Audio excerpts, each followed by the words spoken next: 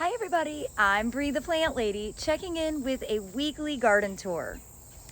Now, similar to the last few weeks, I'm actually going to break this tour up into a couple different segments because there's so much to see now that we are getting into the final days of August.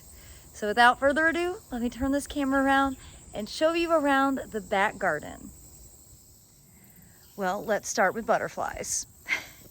This time of day, they're waning a little, but you can see they're moving from the phlox to other things like lantana, which is great to see.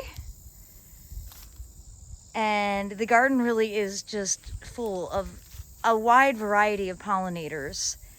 Now, it is extremely hot and extremely dry, and I have been watering all day long, but you can see over here these seeded black-eyed Susans, this Rudbeckia, how wilty they are. I missed this section today, so I need to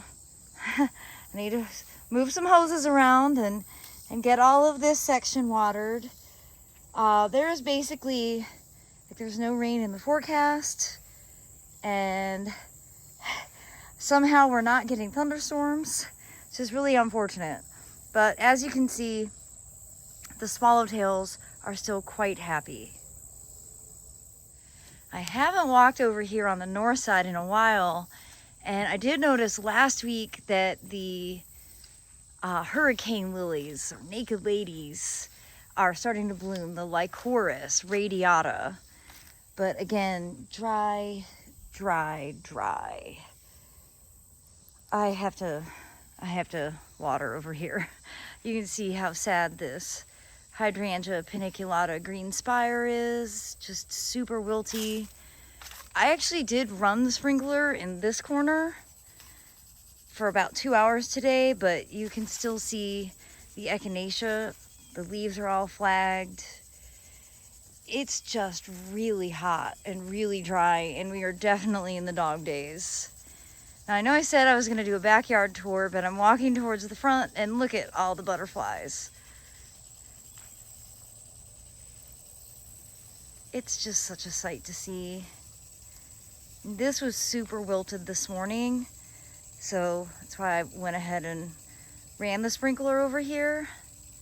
And glad to see the phlox responds very quickly to even just a little bit of irrigation. And of course, it is important to keep your plants well watered because they do produce more nectar. And that's sort of the point of growing phlox, right? To have a butterfly smorgasbord. I mentioned the Lycoris, and there's still one blooming here. And you can see there were a lot flowering last week.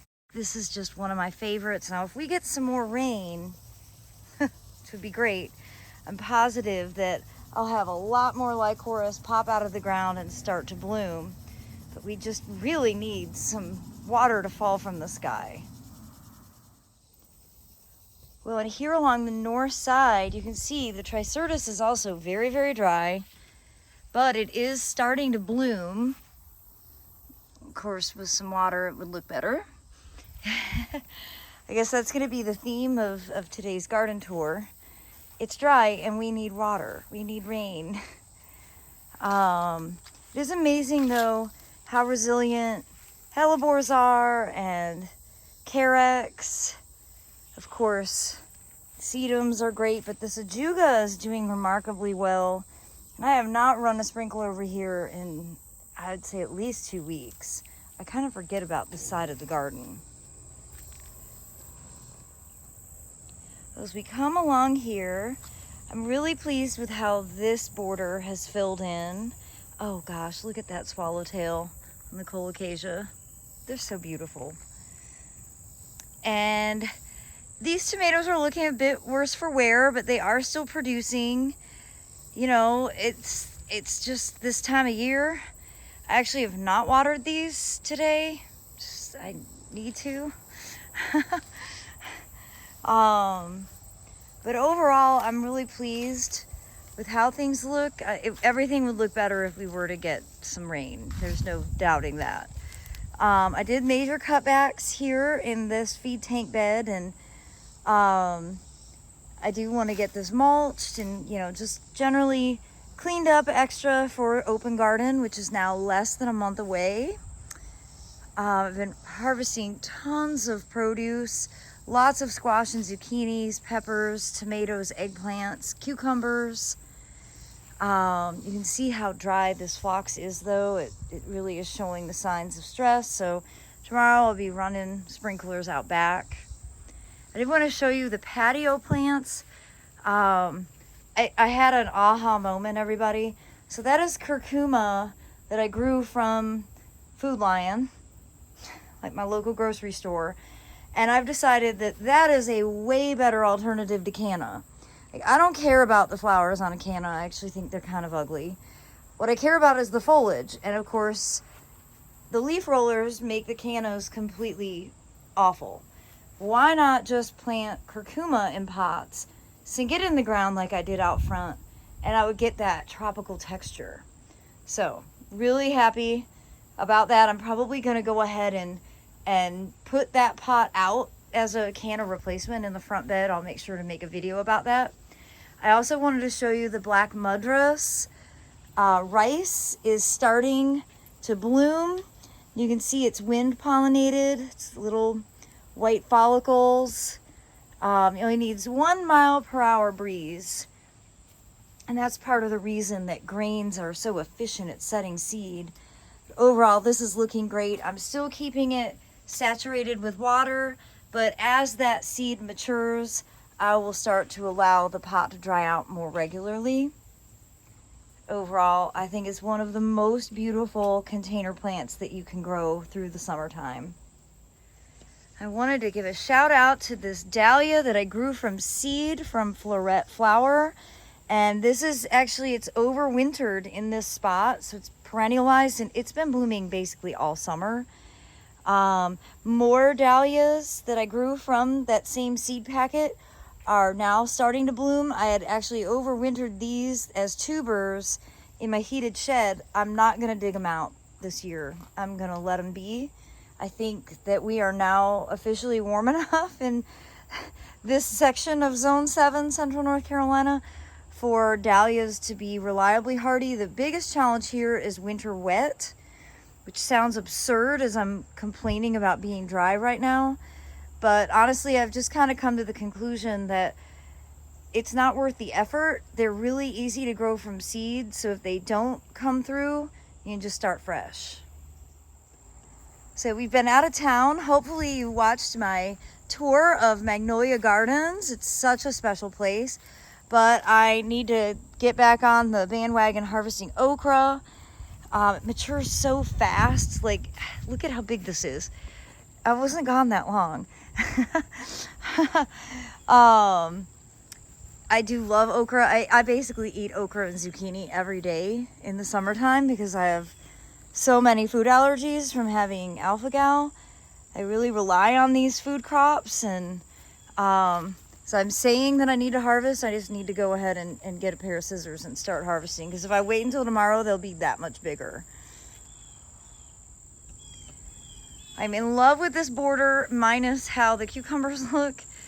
And that's just kind of what cucumbers do here. You know, we're so humid. It's very counterintuitive to be this humid, but also this dry. It's not a great time of year. So before open garden, I'm definitely going to remove this cucumber just because I think it's making the whole bed look ugly. But I've got lots more okra that need to be harvested. And I'm definitely going to be pickling a bunch of okra so that I will have it canned to be able to eat at different times of the season. Now, I did go ahead and remove all the zucchinis that were planted here. I didn't keep up with the diatomaceous earth, and the squash borers got to them. So that's, you know, that's how it goes. But the sweet potatoes are more than compensating, filling in as a great ground cover. And I love that all the dahlias or the zinnias are now in bloom. Well, in years past, this bed has been spectacular. because of the Evita. Unfortunately, you see it's so dry that most of it has disappeared. In the shadiest sections, you can see it is still looking pretty good, but anywhere that gets full sun, even though I actually am watering, I've been running a sprinkler here, it's not enough water to compensate. It's just really amazing. I don't know if I just try and put this time of the year out of my mind in June when I'm planting, but ooh, August is a cruel time of year. I'm really pleased with how this bed's looking. This is actually a gourd that I think I sowed last year that is finally taking over as a vine here. And then of course the black-eyed Susan vine that I planted probably 8 years ago that I'll never not have because it's very seedy. But I appreciate it. My goal with these arches is to have them covered. And I have 2 arches that aren't covered at all, and they really frustrates me. So I'm glad to see this one is turning green. And everything over here is producing a lot. I have been harvesting and processing so many tomatoes. And I swear I came out here earlier today and picked right here from these. And yet, here are more. That's how it goes. Well, and as you can see, these hibiscus are still blooming. They look great despite the insect damage to their foliage. The blooms are spectacular. I don't remember the name of this one, but I do love it. Everything along these borders is doing well. You can see this phlox bambino has gotten some pretty bad powdery mildew. I'm planning actually to cut it back. And I've been harvesting squash from this border. And, you know, the buckwheat, I think, is going to be kind of dried out and at seed by the time the open garden comes. And I've been debating on what to do because a lot of this bed was devoted to buckwheat this summer and I've loved it. I guess time will tell. I'll make sure to continue to post video updates. You can see the white seeded sesame is starting to bloom. That's this beautiful flower. And yes, that is where sesame seeds come from. And I think the champagne cryptomeria has just been so outstanding this whole year. It's been planted for over a decade, but this is the first year that it's really been amazing. I have been watering the daylights out of this bed just because that Edgeworthia wilts basically every day, as do the Edgeworthia in the backwoods line, which I have also been running sprinklers at. All the things I said I wouldn't do, I am doing. But overall, you know, I think things look fine. It would be so much better if we would get some rain. But, you know, I'm not in charge of that. I can just wish for it. Endlessly wish for it. Now, I did want to come over here and show you how this side border, basically the pumpkin melon border, is looking. And I watered this really well today. And I am just so impressed with all the lush vegetation. I love the self-seeded zinnias that have just popped in. And I'm fingers crossed we're gonna get some fruits.